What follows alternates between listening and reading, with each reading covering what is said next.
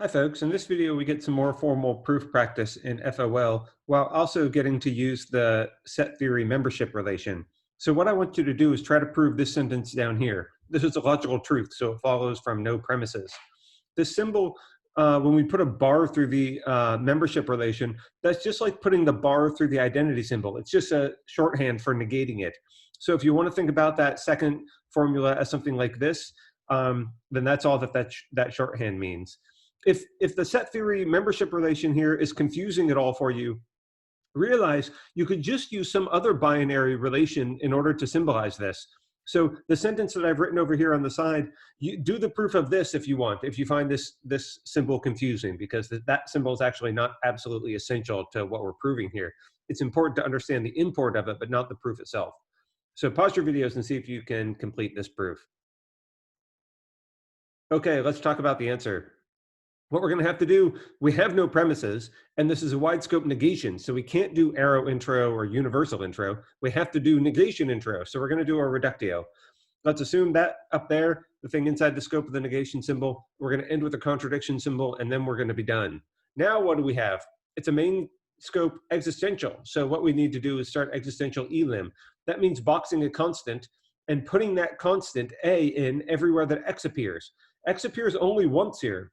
So the formula that we get next to it is this thing here with a quantifier. Don't be worried or confused by the fact that there's a quantifier in this assumption line. Whenever you're boxing a constant for an existential sentence, whatever is inside the scope of the existential is what you put there. And when we start to do harder proofs with multiple quantifiers, then it's going to look something like this. Now what do we do? Well, it's a wide scope universal quantifier, so we just instantiate that thing. What name should we choose? Well, A, of course. That's the only name that we have relevant in this proof. So let's just try A and see what happens. Now we get something, and this is where hopefully you'll notice some familiarity. There's a structure like this you've seen before, namely a previous proof you did where you learned how to show that this thing is a tautological contradiction. You know you can derive a contradiction symbol from this thing.